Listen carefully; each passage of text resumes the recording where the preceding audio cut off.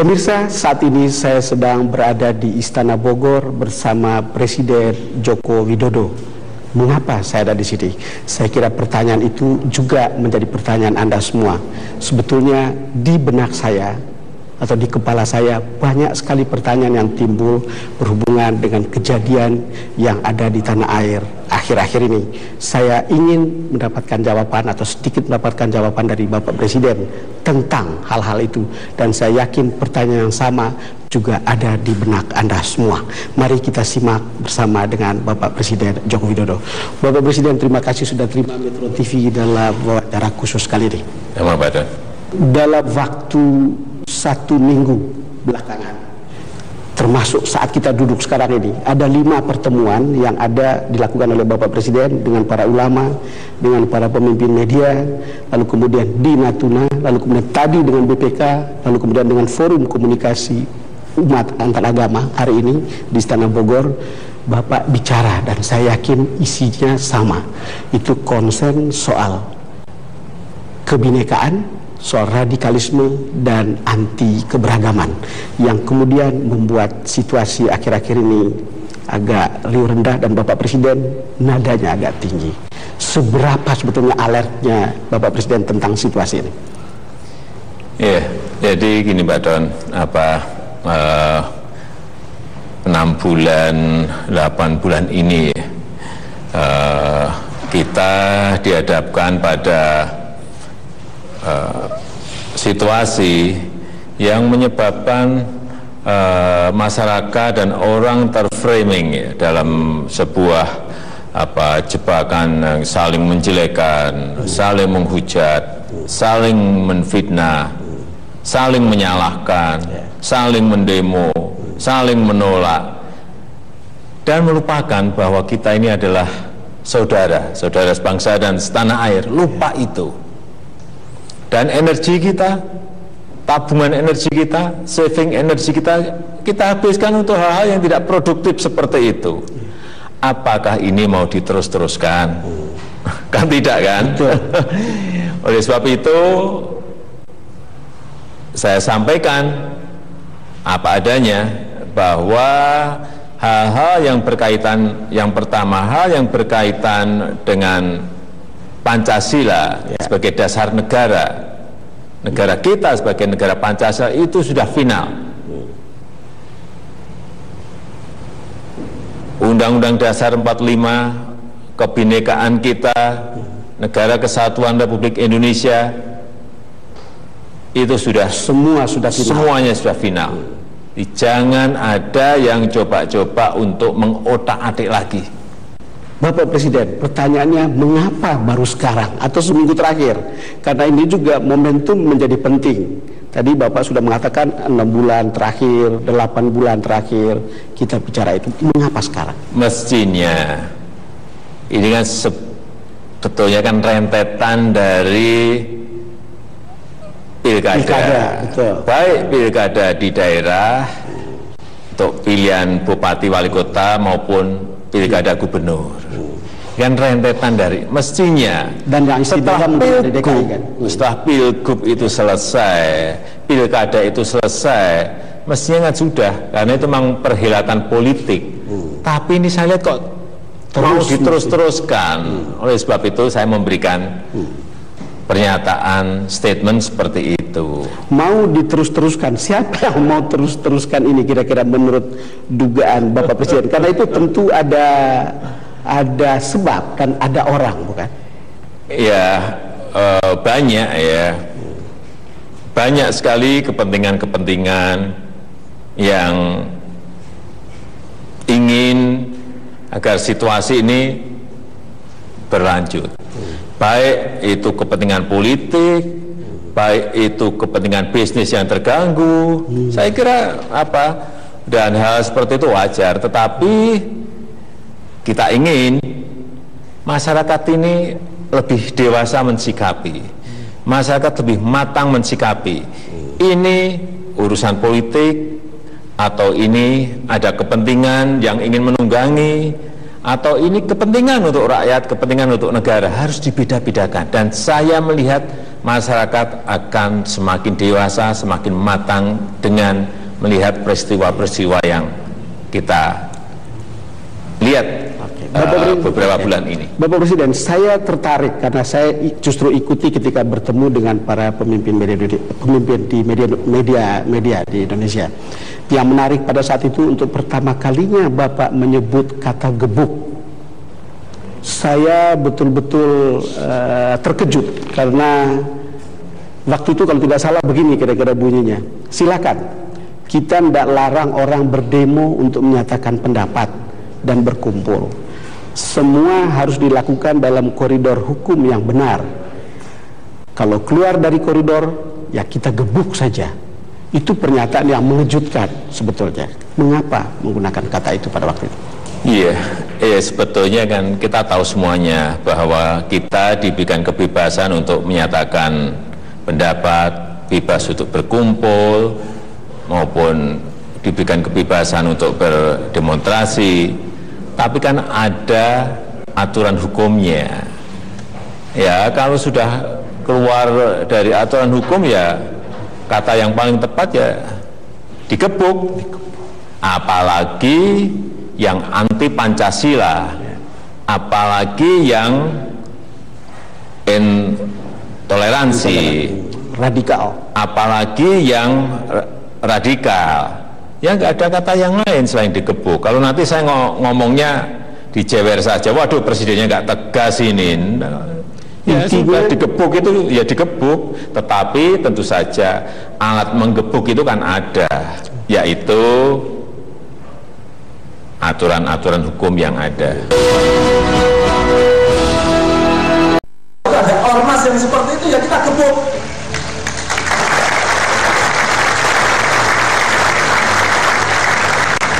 Orang bicara masalah PKI bangkit, komunis bangkit, itu apalagi sudah dinyatakan sebagai organisasi terlarang, ada tagnya jelas sekali. Ya kita gebuk, kita tendang, sudah jelas itu, jangan ditanyakan lagi.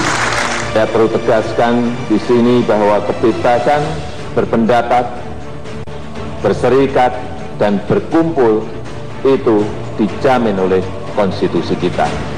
Tetapi saya juga perlu tegaskan bahwa kebebasan tersebut harus sesuai dengan koridor hukum,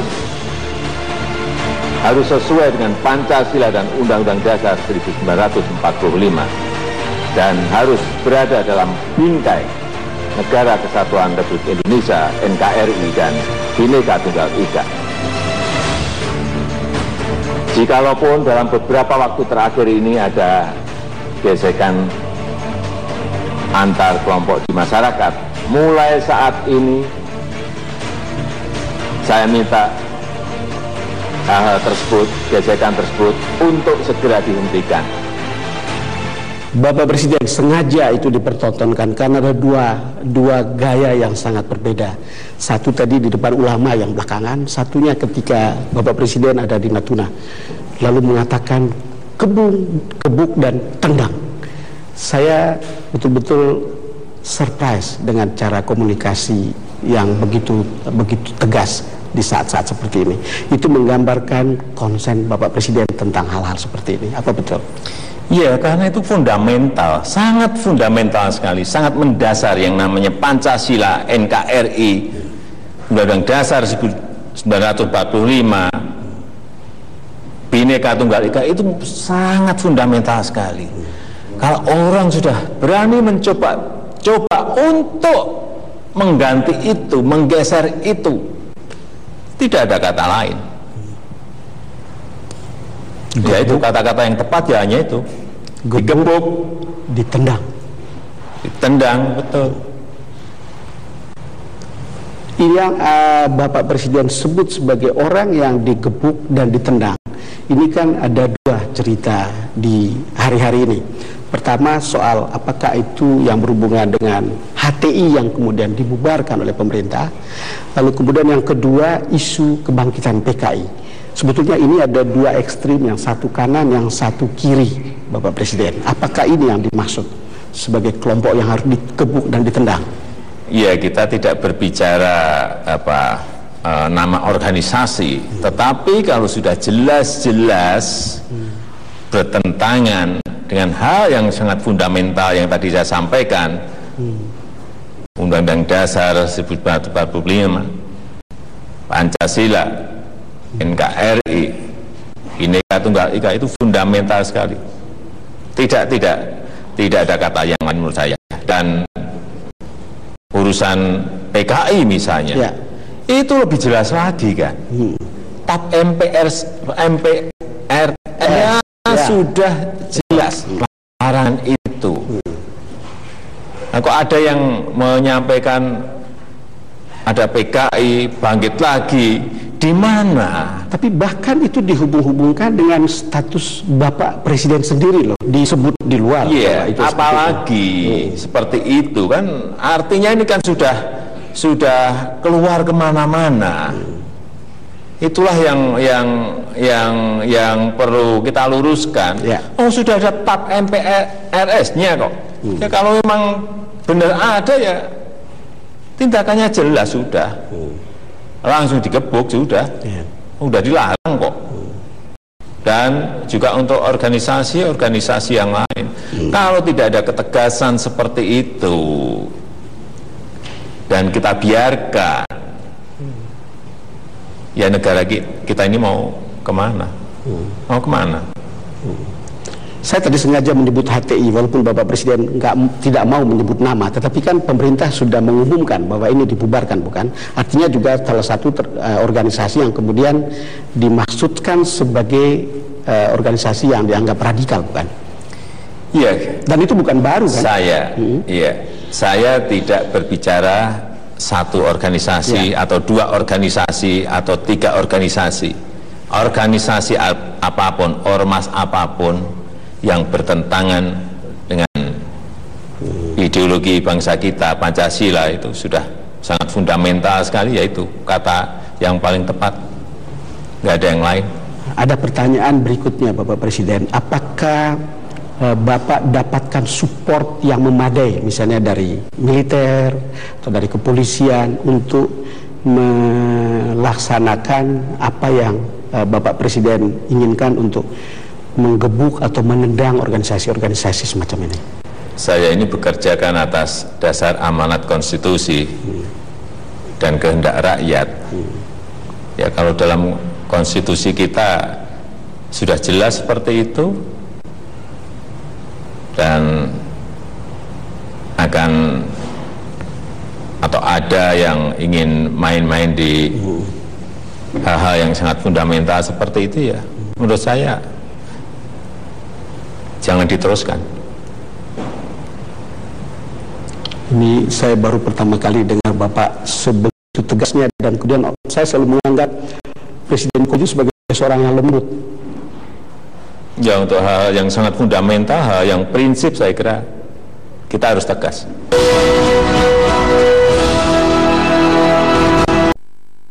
Bapak Presiden, kita ke cerita yang lain atau beberapa isu lain yang kemudian juga berkembang di masyarakat. Itu soal hubungan antara Presiden dan Wakil Presiden. Cerita ini menjadi melebar dan meluas karena ada perbedaan dukungan ketika Pilkada DKI. Beredar berita bahwa Bapak mendukung Ahok Jarot karena dulu kan bekas wakil, dan kemudian itu juga calonnya PDIP. Lalu kemudian Pak JK mendukung Anies Sandi. Lalu kemudian itu berpengaruh pada hubungan kedua. Bagaimana sebetulnya cerita ini? Itu yang cerita siapa, Pak Dol? Coba ditanyakan siapa yang cerita. Oh, kita setiap hari juga ketemu, kita tiap hari juga diskusi mengenai masalah-masalah negara, masalah bangsa. Kadang juga makan siang bareng, nggak ada masalah, nggak ada apa-apa. Bahwa ada pilihan-pilihan politik yang berbeda, saya kira wajar saja. Tapi pilihan politik yang berbeda itu jadi Bapak Presiden sebetulnya tahu, bukan? Artinya Pak JK, Anies Sandi, karena kemudian Pak JK juga sudah mengaku bahwa dia yang membawa Anies ke Pak Prabowo atau ke Gerindra. Ya, tolong ditanyakan kepada Pak Zul. Ya, Pak Zul yang bicara, betul, Pak Zul yang bicara. Gitu. Ditanyakan ke sana lah. Kalau saya ada pilihan-pilihan politik seperti itu biasa. Nah, kenapa? Ini waktu Bapak Pak JK pulang dari Inggris, lalu kemudian Bapak ke Cina kalau tidak salah. Arab Saudi. Ke Arab Saudi ya, lalu kemudian bertemu seperti ini. Gambar ini memperlihatkan bahwa Pak JK, Bapak Jokowi sama Pak JK baik-baik saja. Nah iya, gambarnya juga jelas kayak gambarnya gitu. Jelas. Kenapa tadi ditanyakan ke saya? Kenapa saya harus tanyakan? Karena ada gambar yang ini. Karena ada gambar ini. Jadi saya pernah mendengar bahwa Bapak akan mengundang Pak Anies sama Pak Sandi ke istana. Tapi saya belum tahu apakah pertemuan itu terjadi. Tapi ketika ulang tahun Pak JK, Pak Anies ada di tempatnya Pak JK. Ya kan tidak apa-apa kan, Pak JK ulang tahun, kemudian kan mengundang keluarga, mengundang kerabat, sahabat, kan hal yang biasa. Hal biasa. Apa sih yang dianukan lagi? Masalahnya tokoh publik, jadi apa saja bisa ditafsirkan. Tapi sebetulnya artinya publik perlu tahu bahwa firm, bahwa semua oke, Bapak Presiden. Tidak ada masalah. Tidak ada masalah. Hubungan saya dengan Pak JK nggak ada masalah. Karena orang bicara friksi DKI ini, Pilkada DKI membawa friksi yang lebih lebar. Cuman tentu saya ingin bertanya juga, karena saya kira banyak juga yang bertanya tentang hubungan Bapak dengan Pak Ahok setelah kalah atau setelah ada pengadilan. Apa yang sekarang Bapak pikirkan? Ya kita harus tahu ya. Pilgub ini ada di 34 provinsi. Pilihan bupati wali kota ada di 516 kabupaten dan kota. Cuman DKI memang ambil Sabang sampai Merauke ini ada semuanya. Pilgub ada, pilihan bupati ada, pilihan wali kota ada, semuanya ada. Bahwa pilihan gubernur di Jakarta itu adalah sesuatu yang lain, yaitu kan pendapat orang-orang. Kalau saya dengan pilihan gubernur di provinsi yang lain ya sama saja. Cuman publik pasti selalu akan melihat bahwa itu berbeda. Tentu presiden akan melihat bahwa itu sama. Tapi publik itu mempunyai rasa tentang DKI itu agak berbeda kan. Kata Pak Jokowi itu pernah menjadi gubernur, lalu Pak Ahok wakilnya, lalu sekarang Pak Ahok ada melalui proses pengadilan dihukum 2 tahun penjara kan gitu kan. Lalu kemudian orang bertanya-tanya, di mana sekarang Pak Jokowi dalam kaitan dengan ini? Ya, semua orang juga tahu bahwa Pak Basuki Cahayapurnama itu dulu wakil gubernur pada saat saya menjadi gubernur. Semua orang juga tahu. Betul. Kedekatan itu tahu, kita tahu. Tapi sekali lagi bahwa pilihan gubernur di DKI Jakarta sudah selesai. Sudah ditetapkan oleh KPUD dan kita harus menghormati pilihan politik warga DKI. Itu harus kita hormati. Dan kita berikan kesempatan untuk gubernur dan wakil gubernur yang baru nantinya setelah dilantik ya untuk bekerja sebaik-baiknya bagi masyarakat daerah khusus Ibu Kota Jakarta. Artinya kalau lihat dari segi itu, hubungan Bapak Presiden dengan Pak Anies itu sebetulnya oke-oke saja dan baik-baik saja, bukan? Dengan semua gubernur, dengan semua gubernur, dengan semua bupati, dengan semua wali kota dan wakilnya sama. Kenapa pertanyaan itu saya ajukan? Karena dulu kan Pak Anies itu dekat sekali dengan Bapak, bahkan jadi jubir waktu kampanye tahun 2014. Lalu kemudian pernah jadi menterinya, jadi Mendiknas. Lalu kemudian sebagai presiden mencabut mengganti beliau dari karena ini kan ada perasaan-perasaan yang kalau awam biasa merasa apakah tidak ada sesuatu. Tadi kan sudah saya sampaikan Pak Do. Ya. Dengan semua gubernur dan wakil gubernur, semua bupati dan wakil bupati, semua wali kota dan wakil wali kota sama. Sama. Terima kasih Bapak Presiden. Kita break sejenak. Pemirsa, kami akan segera kembali.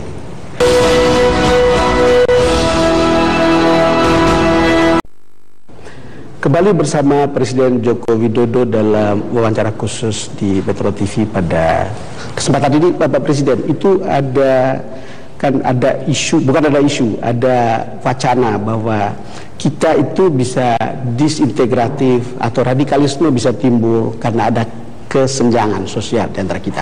Dan itu kan isu yang sebetulnya besar dan Bapak Presiden sudah paham tentang ini. Seberapa sebetulnya lebarnya isu kesenjangan ini, Mas Rita? Ya, kita tidak kita tutupi ya angka Gini rasio kita, kesenjangan kita di angka 2015 yang lalu itu berada pada angka 0,41. 0,41 dari skala 0 sampai 1 ya? Iya. Kemudian di 2016 alhamdulillah sudah turun menjadi 0,39. Artinya ada penurunan di situ. Ya. Dan kita juga tidak tutupi juga selain ketimpangan antara kaya dan miskin juga ada ketimpangan antar wilayah. Antar wilayah. Wilayah barat dengan timur, wilayah tengah dengan timur, ini ada ketimpangan itu. Oleh sebab itu pembangunan kita sekarang ini memang konsentrasi tidak Jawa sentris, tapi Indonesia sentris, dan itu kita lakukan dari beranda-beranda terdepan kita, baik di perbatasan, pulau terdepan kita, dari desa. Saya kira itu yang kita lakukan sekarang ini. Dan Bapak Presiden hampir tiap minggu atau weekend atau kapanpun itu bisa keliling Indonesia untuk bisa melihat apakah ada perkembangan, karena kan ada sejumlah instrumen untuk membuat kesenjangan itu tidak makin melebar, bukan? Setelah Bapak Presiden keliling, apa yang terlihat? Ya, saya selalu datang ke daerah, ke tempat-tempat di mana program maupun proyek itu dikerjakan. Seperti yang saya lihat 2 minggu yang lalu di pelabuhan kecil di Halmahera, di Pulau Halmahera, di Pelabuhan Tapaleo. Itu pelabuhan kecil, tetapi setelah kita lihat di lapangan betapa sangat pentingnya pelabuhan itu, baik untuk membawa bahan-bahan pokok, sembako, semen ke wilayah itu, maupun dari wilayah itu dengan adanya kapal yang rutin ada setiap 2 minggu. Ini masih walaupun ini terpencil ya? Iya, terpencil dan masih 2 minggu. Dan kita harapkan nanti sebentar lagi menjadi seminggu sekali. Ini komoditas yang ada, produk-produk pertanian, perkebunan yang ada di daerah itu juga bisa dibawa keluar. Kopranya bisa dibawa keluar secara rutin, ladanya bisa dijual keluar secara rutin, cengkehnya ada pedagang yang ke sana juga bisa dibawa, dibeli, dibawa keluar secara rutin. Ini dampak ekonominya sangat besar sekali. Infrastruktur yang kita bangun ini juga yang berkaitan dengan airport yang baru atau perluasan airport, dengan jalan-jalan trans di Kalimantan, trans di Papua. Ini penting sekali dalam rangka apa? Menurunkan biaya logistik, menurunkan biaya-biaya transportasi. Penting sekali, ini sebuah hal yang sangat basic yang harus kita kerjakan untuk mengejar ketertinggalan kita dengan infrastruktur di negara-negara yang lain. Iya, Bapak Presiden, saya ikuti betul perjalanan Bapak Presiden soal pembangunan infrastruktur ini. Saya rasa ini Bapak Presiden akan menempatkan sebuah landmark sejarah untuk infrastruktur kita. Kalau kita ikuti sebelumnya dan sekarang. Dan saya kira salah satu simbolnya adalah membangun infrastruktur di Papua. Kalau Papua yang begitu berat bisa diselesaikan infrastrukturnya, saya yakin tempat-tempat lain akan lebih mudah. Dan ini gambar yang sangat menarik. Ceritanya di Papua, ini kenapa sampai naik trail kayak begini nih? Pak Don, ya, membangun infrastruktur di Papua itu sangat sulit sekali. Betul. Sangat sulit sekali. Di ketinggian gunung yang tinggi-tinggi seperti yang saya coba ini belum diaspal. Saya naik trail ini belum diaspal. Itu di ketinggian di atas 3.200, dingin, di gunung, naik turun, tidak ada orang, dan berkabut. Bayangkan bagaimana membawa alat-alat berat, membawa bulldozer, membawa eskavator, membawa stum, masuk ke wilayah itu, memakai helikopter semuanya, membawa aspal ke sana, memakai helikopter. Bayangkan betapa sangat sulitnya. Oleh sebab itu saya naik trail itu, saya hanya ingin mencoba merasakan betapa sangat sulitnya membangun jalan Trans Papua dengan medan yang begitu sangat sulitnya. Ini yang kita coba adalah dari Wamena menuju ke Kenyam, menuju ke Agats. Ke Agats. Ya, di bawah. Saya kebetulan sudah ke daerah itu semua, ya, dan itu terpenting. Kalau itu nanti sambung, ini akan sekali lagi, baik komoditas dari atas bisa dijual ke daerah yang lain, dan kita bisa membawa bahan-bahan pokok, semen dan lain-lain untuk bisa menuju ke Pegunungan Tengah, Wamena dan kabupaten di sekitarnya yang banyak di sana. Pak Presiden, itu 5 tahun lalu mungkin itu sebuah mimpi, terutama untuk orang Papua yang kemudian melihat dalam waktu tidak lama lagi akan ada Trans Papua, di mana seorang Presiden Jokowi lah yang membuka isolasi itu. Apa yang Anda rasakan? Ya, saya juga ingin menunjukkan, kita ingin menunjukkan bahwa di Papua ini aman. Kenapa saya berani naik trail untuk mencoba jalan Trans Papua itu? Tidak ada itu ingin kita tunjukkan bahwa di Papua itu aman, dan pembangunan itu ada. Memang sulit, tetapi dengan tekad itu bisa kita kerjakan. Jadi memang yang di sana, medan yang sulit dibuka dulu oleh TNI, kemudian TNI, Kementerian PU ikut masuk untuk menyelesaikan yang sudah dibuka oleh TNI. Sehingga waktu saya ke Papua naik trailnya bersama Menteri PU dan Panglima TNI. Tidak jatuh? Meskipun sempat berhenti dan karena naik dan belum diaspal, melorot 2 kali. Melorot 2 kali. Itu juga mimpi bagi orang Papua untuk menikmati harga BBM 1 harga beberapa tahun yang lalu. Tapi itu sudah terjadi. Lalu kalau infrastruktur seperti ini jadi, itu harga semen atau harga sembako yang lain mungkin juga akan jauh lebih turun, bukan? Iya, betul. Jadi misalnya harga BBM yang dulu bisa mencapai di Pegunungan Tengah, di Wamena dan sekitarnya bisa mencapai harga 60.000 sampai 100.000. Sekarang dengan pesawat khusus yang dipunyai oleh Pertamina, harga bisa sama dengan harga yang di Jawa. Yang pertama. Dan yang kedua yang masih menjadi PR sekarang, semen, sembako. Semen di sana juga harganya 800 sampai 2,5 juta. 800.000 sampai 2,5 juta satu sak. Nah, ini kalau jalan ini jadi, ya nanti akan turun. Bukan turun, anjlok lah. Harga akan anjlok. Biaya angkutannya tidak lewat udara, tapi lewat darat yang tentu saja jauh lebih murah.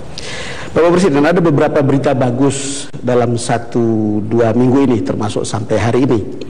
Itu ada Standard & Poor's menempatkan kita dalam investment grade. Itu mengikuti Fitch yang sebelumnya sudah melakukan itu pada tahun 2011, lalu kemudian Moody's itu sudah melakukan itu. Ini sebuah ukuran tentang kita sudah layak investasi dan akan berpengaruh pada pertumbuhan ekonomi kita. Menurut Bapak Presiden akan seperti apa? Ya, ini sebuah kepercayaan yang diberikan internasional kepada kita. S&P sudah memberikan investment grade, dan kepercayaan itu harus kita pakai untuk membawa sebanyak-banyaknya arus uang masuk menuju ke Indonesia dan investasi menuju ke negara kita Indonesia.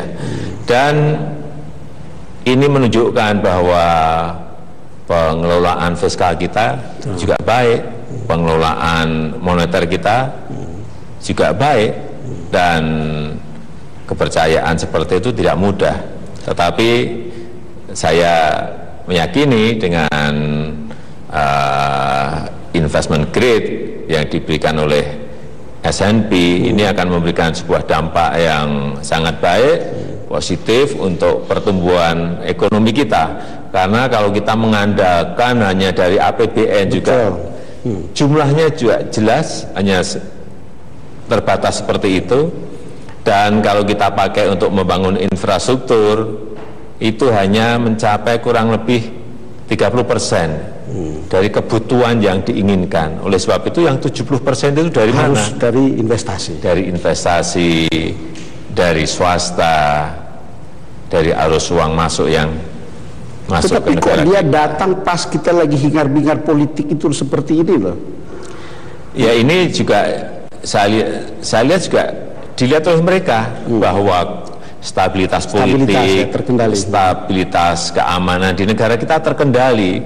Dilihat masyarakat sudah matang dalam berpolitik, dilihat masyarakat sudah dewasa dalam berpolitik, sehingga antara ekonomi dan politik ini bisa berjalan beriringan. Itu yang saya kira dilihat oleh mereka. Jadi kelihatannya kita makin naik kelas kalau begitu dalam berdemokrasi, bukan? Iya, artinya dengan kepercayaan itu selain ekonomi kita akan naik kelas, stabilitas politik kita juga akan semakin naik kelas. Untuk pertama kalinya juga BPK memberikan kategori wajar tanpa pengecualian untuk kinerja pelaporan keuangan pemerintah. Apa artinya ini untuk Bapak Presiden? Ya, itu juga sudah lebih dari 10 tahun. Ini juga menurut saya sebuah peristiwa yang sangat bagus sekali, karena apapun yang namanya wajar tanpa pengecualian yang opini itu diberikan oleh BPK itu bukan sesuatu hal yang mudah. Ini kan berkaitan dengan pengelolaan APBN, pengelolaan keuangan negara, pengelolaan uang rakyat. Uang rakyat, ya. Itu dicek, diperiksa oleh BPK, dan opini yang diberikan adalah WTP, wajar tanpa pengecualian. Ini ya sebuah prestasi yang menurut saya menunjukkan bahwa pengelolaan keuangannya sudah Apakah baik. itu berarti pertanda kita makin bersih, lalu kemudian juga pertanda bahwa pelayanan kepada rakyat itu lebih baik, atau bagaimana Bapak Presiden? Yang jelas pengelolaan keuangan negara semakin baik. Semakin baik, karena 84% dari kementerian dan lembaga itu mendapatkan WTP. Mendapatkan WTP, betul. 84% ini sebuah angka yang bukan angka yang kecil. Dan dari situ terlihat bahwa pengelolaan keuangan kita memang semakin baik. Bapak Presiden, kembali lagi sebelum saya lupa kepada pertanyaan yang kembali ke segmen awal saya tadi, soal yang ketika kita bertemu di istana dengan para pemimpin media pada waktu itu, Bapak Presiden mengatakan ada yang memframing situasi ini menuju 2019. Yang memframing mereka itu adalah, kalau tidak salah Bapak menyebut, mereka yang mau menjadi presiden tahun 2019. Yang kedua, mereka yang terganggu bisnisnya waktu disebut Petra, yang kemudian terganggu karena Bapak Presiden tegas begitu. Menuju 2019 ini makin panas atau tidak menurut Bapak Presiden situasinya? Ya, saya kira biasa-biasa saja. Namanya politik ya biasa-biasa saja. Ada yang ingin segera masuk ke 2019, saya kira ya biasa saja kalau menurut saya. Saya sudah memiliki pengalaman di skop yang kecil, di pilkada wali kota 2 kali, di skop yang tengah, pilihan gubernur juga, pilpres juga sudah mengalami. Jadi menurut saya wajar-wajar saja. Tetapi yang paling penting menurut saya tetap pada koridor aturan yang betul, jangan membawa masyarakat ke tempat-tempat yang menyebabkan kita menjadi retak, hubungan sosial kita menjadi tidak baik. Saya kira elit-elit politik harus memberikan pembelajaran yang baik pada masyarakat, memberikan contoh yang baik pada masyarakat, memberikan tuntunan yang baik bagaimana berdemokrasi yang benar. Saya kira kalau arahnya seperti itu, ya baik-baik saja ke 2019. Kalau arahnya seperti itu baik-baik saja, tetapi kan ada yang kebelet, tanda kutip, apa kata yang paling tepat itu apa gitu loh. Ada yang sudah kepingin bahwa itu pertandingan sudah akan dimulai besok, kan? Ya sekali lagi sebetulnya ya nggak ada masalah, tetapi sekali lagi mengikuti koridor aturan yang ada, dan sekali lagi jangan membawa rakyat ini ke dalam sebuah keretakan sosial yang menyebabkan kita ini jadi nggak rukun, kita ini jadi nggak satu, dan energi kita ini kita habiskan, tabungan energi kita habiskan untuk hal yang tidak perlu. Ini jangan, ya kita juga ingin agar masyarakat juga bisa memisah-misah, memilah-milah. Oh ini politik, oh ini kepemerintahan, oh ini wilayah hukum. Kalau bisa misah-misah itu ya kita akan semakin dewasa. Karena pertanyaannya mereka harus siap lebih baik dari sekarang, karena Pak Jokowi dianggap akan sangat kuat pada tahun 2019. Yes, kalau saya sih sekarang ini fokus bekerja, fokus ngecek proyek-proyek, program-program yang ada, kemudian bertemu masyarakat untuk memberikan kartu Indonesia Sehat, ketemu masyarakat memberikan kartu Indonesia Pintar, ketemu masyarakat memberikan sertifikat yang sekarang ini targetnya 5 juta sertifikat, bukan? Juga kita berikan target 10 kali lipat, 5 juta untuk tahun ini, 5 juta sertifikat harus bisa diberikan pada masyarakat. Saya kira saya ingin konsentrasi kepada tugas-tugas dan pekerjaan yang diberikan rakyat dan negara kepada saya. Bapak Presiden, terima kasih sudah bersedia menerima kami dalam wawancara khusus dengan Metro TV. Terima kasih Pak Don. Pemirsa, demikianlah perbincangan saya dengan Bapak Presiden Joko Widodo di Istana Bogor. Terima kasih karena Anda sudah bersama kami dalam perbincangan ini.